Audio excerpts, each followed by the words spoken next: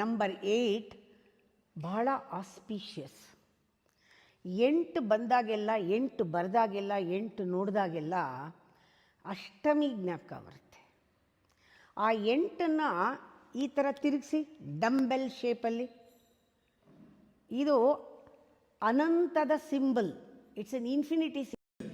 ಈ ಥರ ಇದ್ದರೆ 8ನ್ನ ಹೀಗೆ ಬರೆದ್ರೆ ಇನ್ಫಿನಿಟಿ ಸಿಂಬಲ್ ಇದು ಹೇಗೆ ಅಂದರೆ ನಮ್ಮ ಬಾಡಿನ ಎನರ್ಜಿ ಕೂಡ ಹೀಗೆ ಹೋಗಿ ಮೇಲಿಂದ ಹೀಗೆ 8 ಶೇಪಲ್ಲೇ ನಮ್ಮಲ್ಲಿ ಚಾನಲ್ ಆಗ್ತಾ ಇರೋದು ಬಾಡಿ ಎನರ್ಜಿ.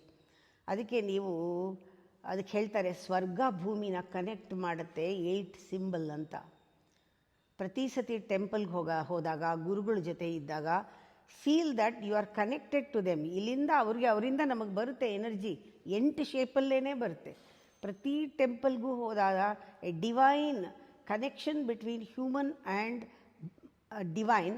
ಈ 8 ನಾವು ದೇವ್ರ ಮುಂದೆ ನಿಂತ್ಕೊಂಡಾಗ ಆ 8 ಶೇಪ್ನಲ್ಲಿ ಎನರ್ಜಿ ಹೋಗ್ತಾ ಇರೋದನ್ನು ನಾವು ಕಲ್ಪಿಸ್ಕೊಳ್ಬೋದು, ಕನೆಕ್ಟ್ ಮಾಡಿ. ಆಮೇಲೆ ಓಂಕಾರ ನೋಡ್ತೀರ. ಓಂಕಾರ ನೋಡಿದಾಗ ನಿಮ್ಗೆ ಹೀಗೆ ನೋಡ್ತೀರಲ್ಲ, ಯಾವ ಥರ ಕಾಣುತ್ತೆ? ನಂಬರ್ 3 ಥರ ಕಾಣುತ್ತೆ. ಆದರೆ ಇದು 3 ಥರ, ಈ 3 ಥರ ಇಲ್ಲ. ಅದು ನಮ್ಮ ಈ ಸ್ಥೂಲವಾದ ಕಣ್ಣಿಗೆ ಈ ರೀತಿ ಕಾಣ್ತಾ ಇದ್ರೂ ಇನ್ನು ಹಾಫ್ ಕಾಣ್ತಾ ಇಲ್ಲ ನಮಗೆ. ಅದು ಹಾಫ್ ಸೇರಿದ್ರೆ ಡಾಟೆಡ್ ಲೈನಲ್ಲಿ ನೋಡಿ 8 ಆಗುತ್ತದು.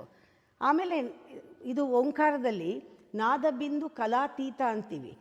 ಅದರಲ್ಲಿ ಸೃಷ್ಟಿ ಸ್ಥಿತಿ ಲಯ ಮುಗಿದ ಮೇಲೆ ಓಂಕಾರದಲ್ಲಿ ಆ ಉಮ ಆದಮೇಲೆ ಒಂದು ಮೌನ ಬರುತ್ತಲ್ಲ, ಅರ್ಧ ಮಾತ್ರೆ, ಇದು 8 ತೋರಿಸುತ್ತೆ. ಆಮೇಲೆ ಮನುಷ್ಯನಲ್ಲಿ ಆ DNA ಏನಿದೆ ಅದು ಸ್ಪೈರಲ್ಲಾಗೇ ಇದೆ 8 ಸ್ಟೆಪ್ಸ್ನಲ್ಲಿ. ಅದು ಕೂಡ ನಾವು ಜ್ಞಾಪಿಸ್ಕೋಬೇಕು. ಮನುಷ್ಯನ DNA ಕೂಡ 8 ಶೇಪ್ನಲ್ಲೇ ಅದು ಇದೆ ಅಂತ. ಅದು 8 ಅನ್ನೋದು ಭೂಮಿಯ ಹೃದಯದ ಬಡಿತ 8 ಹರ್ಟ್ಸ್ ಅಂತೆ.